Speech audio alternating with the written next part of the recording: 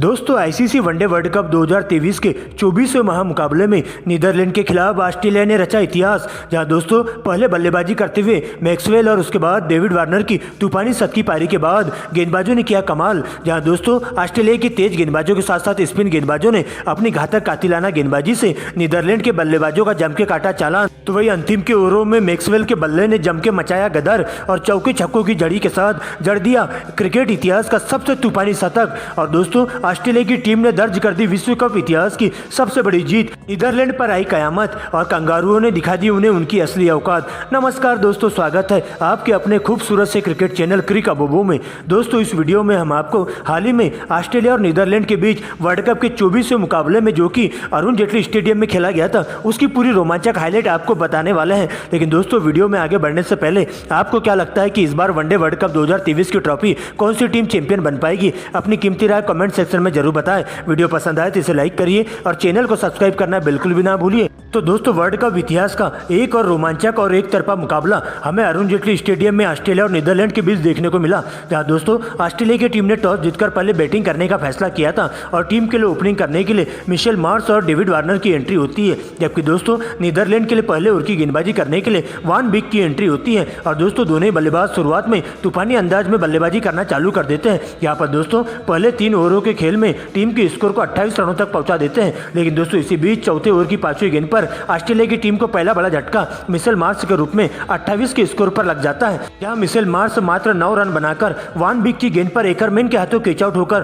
Pavilion का रास्ता नाप लेते हैं। लेकिन दोस्तों इसके बाद स्टीव स्मिथ मैदान पर आते हैं और डेविड वार्नर के साथ मिलकर कंधे से कंधा मिलाते हुए अच्छी गेंदों को छोड़ते हुए खराब गेंदों पर बड़ा शॉट मारना चालू कर देते हैं और तूफानी अंदाज में बल्लेबाजी करते हुए पहले अपना अर्धशतक पूरा करते हैं। लेकिन दोस्तों इसके बाद 5वीं गेंद में बल्लेबाजी करते हुए दोनों ही बल्लेबाज नीदरलैंड के गेंदबाजों का जम के चालान काटते हैं। यहाँ पर दोस्तों चौके छक्कों के अलावा गेंद को मैदान के बाहर पहुंचाने का काम करते जाते हैं और तेजी से रन बनाते हुए सबसे पहले डेविड वार्नर अपने शतक की ओर बढ़ने लगते हैं। लेकिन दोस्तों उससे पहले ही 160 रनों के स्कोर पर ऑस्ट्रेलिया की टीम को दूसरा बड़ा झटका स्मिथ के रूप में लग जाता है। जहां दोस्तों स्मिथ के द्वारा 68 गेंदों में 71 रनों की आतिशी पारी खेली जाती है। जहां उनके बल्ले से 9 चौके तो वही एक गगनचुंबी छक्का देखने को मिलता है और आर्यन दत्त की गेंद पर वान डेर के हाथों कैच आउट होकर उन्हें डगआउट की ओर लौटना पड़ता है। लेकिन दोस्तों अब मार्लस लबुशेन वार्नर का साथ देने के लिए मैदान पर मौजूद हो जाते हैं और आते ही दोनों ही बल्लेबाज काफी संभल कर खेलते हुए टीम के स्कोर को आगे बढ़ाने का काम करते जाते हैं और उसके बाद तेजी से रन बनाते हुए नीदरलैंड के गेंदबाजों के परखच्चे उड़ाकर रख देते हैं। यहाँ पर दोस्तों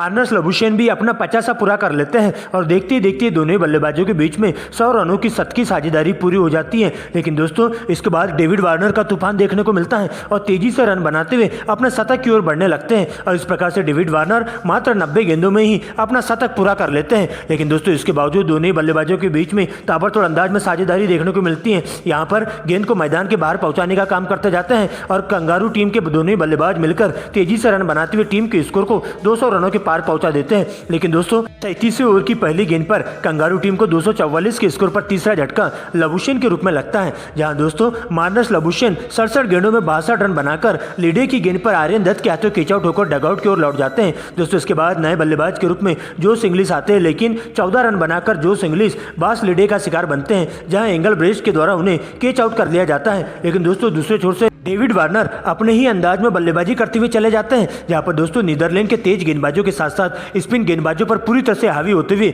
उनकी लाइन लेंथ बिगाड़ करके रख देते हैं और देखते ही देखते डेविड वार्नर मात्र 95 गेंदों में ही अपना शतक पूरा कर लेते हैं। लेकिन दोस्तों इसके बाद नए बल्लेबाज के रूप में आए कैमरन ग्रीन आते ही कुछ अच्छे शॉट्स लगाते हुए दिखाई देते हैं। लेकिन दोस्तों जल्दबाजी के चक्कर में 8 रनों के निजी स्कोर पर उन्हें रन आउट होकर पवेलियन का रास्ता नापना पड़ता है। दोस्तों इसके बाद मैक्सवेल की एंट्री होती है। लेकिन दोस्तों तेजी से रन बनाने के चक्कर में डेविड वार्नर भी वान बिक का शिकार हो जाते हैं। जहां दोस्तों 93 गेंदों में उनके बल्ले से 104 रनों की धुआंधार पारी देखने को मिलती है। यहाँ वार्नर के बल्ले से 11 चौके तो वही 3 गगनचुंबी छक्के देखने को मिलते हैं और इस प्रकार से वान बिक की गेंद पर आर्यन दत्त के हाथों कैच आउट होकर कंगारू टीम को 5वां बड़ा झटका डेविड वार्नर के रूप में लगता है और इस प्रकार से 267 के स्कोर पर कंगारू टीम को 5वां झटका वार्नर के रूप में लग जाता है। लेकिन दोस्तों इसके बाद मैक्सवेल का तूफान देखने को मिलता है जहां मैक्सवेल चौके के अलावा छक्के ज्यादा मारना चालू कर देते हैं और आते ही 5वें गेंद में बल्लेबाजी करते हुए नीदरलैंड के गेंदबाजों पर पूरी तरह से हावी हो जाते हैं और उन्हें विकेट के लिए तरसा देते हैं। जहां पर देखते ही देखते सबसे पहले 24 गेंदों में मैक्सवेल के द्वारा एक अर्धशतक की साझेदारी पूरी की जाती है और इसके बाद तो मैक्सवेल का बल्ला यही नहीं रुकता है